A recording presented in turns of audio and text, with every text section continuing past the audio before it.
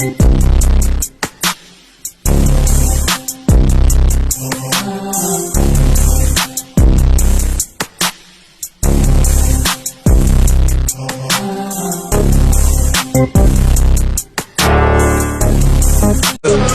niggas ain't got nothing to say, oh what you gonna say? Y'all niggas ain't got nothing to say, oh what you gonna say?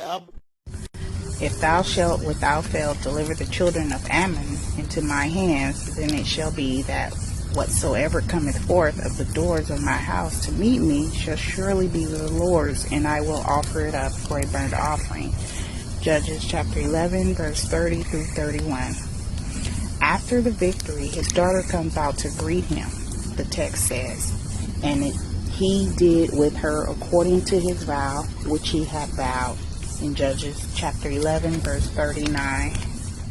I first saw this story enacted in a kingdom hall amongst Jehovah's Witnesses. I kid you not. They were reading this story, and the man at the podium that was reading this story, they have these little pamphlets or study guides, and he was reading the story of Jephthah, and the women that were in the congregation were raising their hands and was like, Jephthah did a good thing and she was pleasing Jehovah. And I mean, and I was there because I was invited, okay? So I know you're like, why were you there? I was invited, so I went. But the spirit of truth jumped in me, just with anger and just confusion and hurt, to see these women so beguiled that I knew that they would actually offer up their daughters for sacrifice. I knew something was wrong with this story. I still believe wholeheartedly and through the spirit of truth that something is wrong with this story if you do not read it in context. Don't let anyone tell you how to interpret this story. You interpret it the way it's supposed to be interpreted. And if you notice in the story, Yahweh never responds to Jephthah's vow. There is no divine command from Yahweh. There's no affirmation from Yahweh. There's no intervention from Yahweh. So the vow reflects presumptuous thinking. Nobody told Jephthah to do that. Not even Yahweh. Yahweh didn't even talk to him audibly or an unction. Nobody told Jephthah to do that. So this act contradicts Yahweh's character.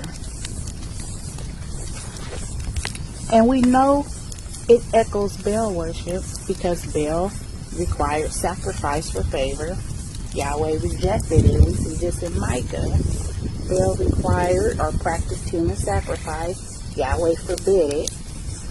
Baal was common in transactional vows. Yahweh discouraged it. And also we notice Baal was a silent God. So we see Jephthah treating Yahweh like a regional lord, which is what Baal means. Baal, Bali, Bel, Bel. And it is the exact kind of worship Yahweh condemns. Now Jephthah may have been confused between Yahweh and Baal by calling out or calling on the name of Yahweh, but he was acting in the spirit of Baal. How is that possible, Nisha? Well, we hear people cuss and say, Jesus fucking Christ. And I'm using that as an example. Are they acting in the spirit? There's people that call on Jesus Christ when they're in need, or they're in pain, or they're trying to cope with something. We hear people call on Jesus Christ. But when people swear it, Jesus fucking Christ. Okay, is that the same spirit? Come on, y'all. Let's put on our thinking caps. So Jephthah may have been calling on the name Yahweh, but he was actually acting in the spirit of Baal. a regional lord. So we see how translation and cultural drifts can lead people to worship the wrong way, even when using the right name. And I just illustrated that by cursing Jesus Christ and people calling on Jesus Christ in times of need. They're both doing the same thing, but one's doing it in the opposite spirit of truth. So I want to reinforce that teaching that not every Lord in the scripture behaves like the true God.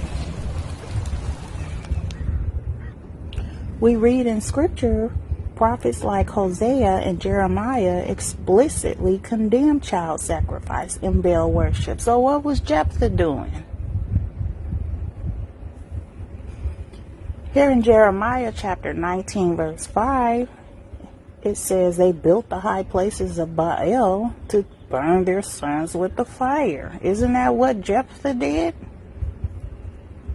Now also too, when you do the research, Baal were also lords of mountains. So you will see a lot of these mountain worships. In Jeremiah chapter 7 verse 31, it says, I did not command it, nor did it enter my mind. It didn't even enter my god dang mind to burn your child to appease me. What kind of God do you think I am? Well, I want you to sacrifice your child, your virgin daughter. Like, that's crazy. That is crazy town. This is proof that Jephthah's act was not divinely inspired. God didn't even speak to him. He didn't tell him to do it. The Spirit didn't come and talk to him. An angel didn't tell him to do that. There was complete silence during this vow. Nobody told Jephthah to do that but Jephthah. So when I saw the Jehovah's Witnesses teaching this as some type of rites to appease God, I'm like, oh shit, let me run. I couldn't get out that place fast enough.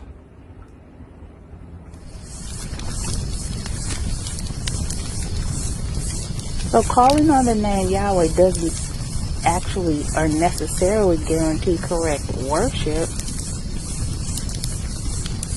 It can also be just ritualistic thinking that leads to tragic outcomes like burning your virgin daughter because you made a presumptuous vow to an angry God.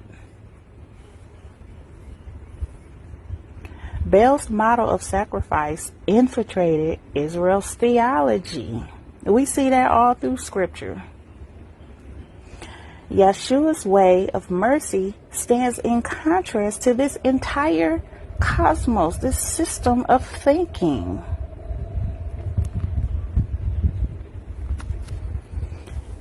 So next we will read Jephthah's tragic vow in context.